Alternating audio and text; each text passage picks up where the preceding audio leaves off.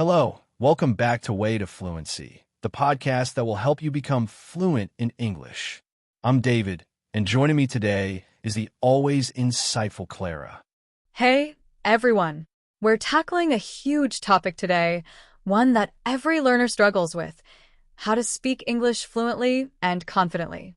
These two things, fluency and confidence, are totally connected. Wouldn't you agree, David? Absolutely. You can have all the vocabulary and grammar knowledge in the world, but if you lack the confidence to use it, you'll never truly be fluent. Think of it like this. Fluency is the engine, and confidence is the key that starts it. Many people worry about sounding perfect, but fluency isn't about perfection. It's about flow and communication. Exactly. So, a question for our listeners. What is the number one thing that stops you from speaking English right now? Is it fear of mistakes? Fear of being judged? We want you to identify that fear because today we're giving you the tools to smash it. We're going to dive into actionable steps, from mindset shifts to practical speaking exercises that will help you find your English voice. The biggest roadblock to confidence is the fear of making mistakes. I hear this all the time. Students tell me they know the answer, but they freeze up because they're terrified of mispronouncing a word or using the wrong tense. That fear is a confidence killer. But here's the truth. Mistakes are not a sign of failure. They are proof that you are trying. Think about a native speaker. Do we speak perfectly all the time? No. We make mistakes. We use filler words. We forget words. It's part of natural speech. You need to reframe mistakes as feedback. Every time you make an error, it tells you exactly what you need to study next. It's a learning opportunity. To help you overcome this, we recommend adopting the 80% rule. The 80% rule is simple. Aim for 80% accuracy, not 100%. Focus on getting your message across clearly, even if the grammar isn't pristine. Communication is the goal. If the person understands you, you succeeded. For example, if you say, "Yesterday I go to the park," a native speaker still understands that you went to the park yesterday. The simple past tense is important, but don't let its absence stop the entire conversation. Start seeing yourself as a communicator, not a flawless grammar machine. This mindset shift alone will instantly boost your confidence. Remember that story about my friend Marco? He moved to London and spoke English like a toddler for the first 6 months, making hilarious mistakes constantly. But he was so confident and funny. Everyone loved talking to him. He learned faster than anyone because he prioritized communication over perfection. Okay, let's move to practice. You need to create a safe space for speaking. This is where you can make all the mistakes you want without external pressure. The first step is talking to yourself. Yes, seriously.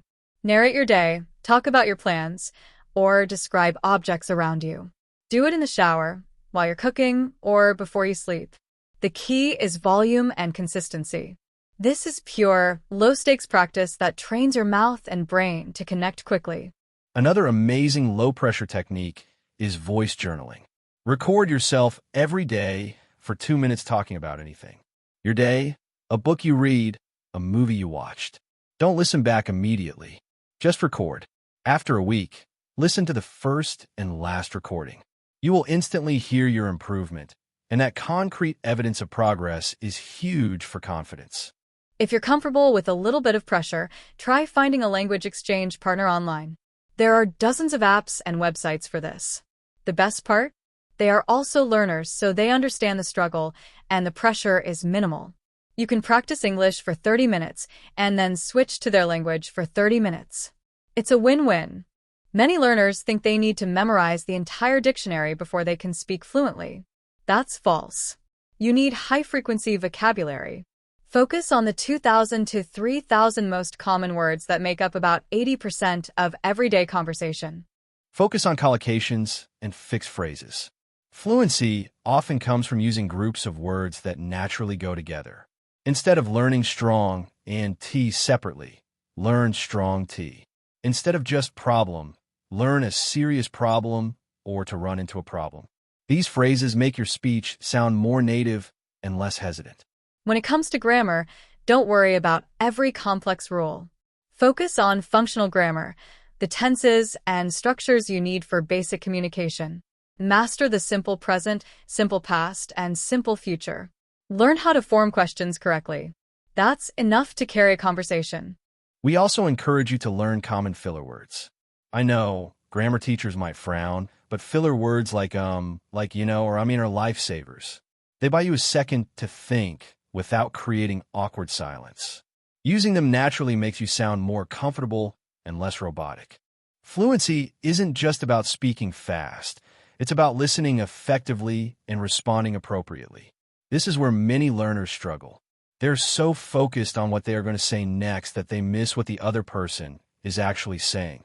Active listening means not just hearing the words, but understanding the intent and the emotion. Practice things like confirming understanding.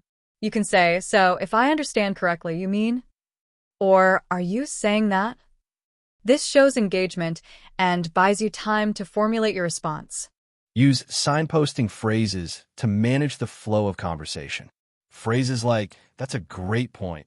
Moving on to a different topic," or "Before we finish, I just want to add."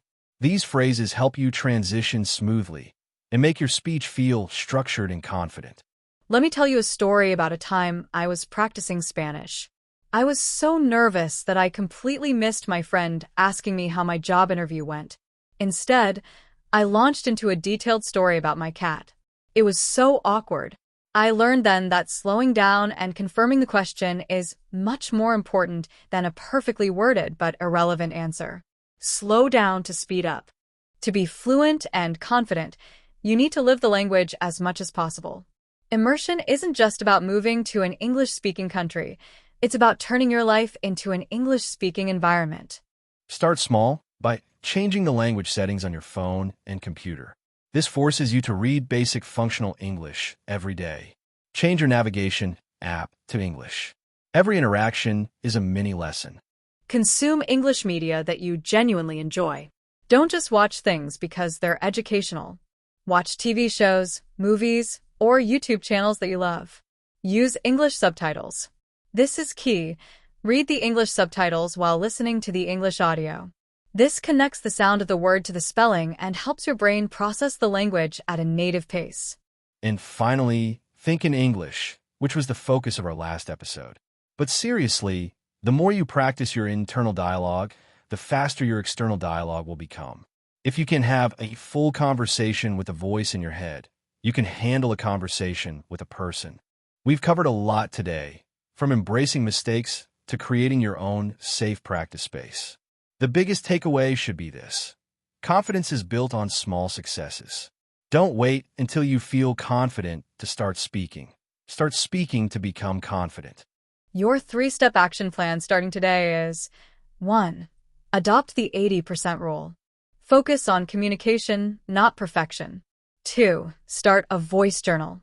Record yourself daily for 2 minutes. 3. Find one native source of entertainment you love and commit to watching it with English audio and English subtitles. Before we sign off, let me ask you one last question. What is the first confidence-boosting exercise from this episode that you will try today? Let us know in the comments below.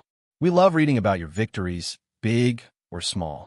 If this episode helped you feel even a tiny bit more confident about your English speaking, please hit that like button and subscribe to Way to Fluency.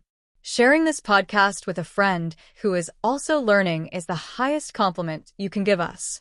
Thank you so much for joining us on this journey to fluency. Keep practicing, keep communicating, and we'll talk to you next time.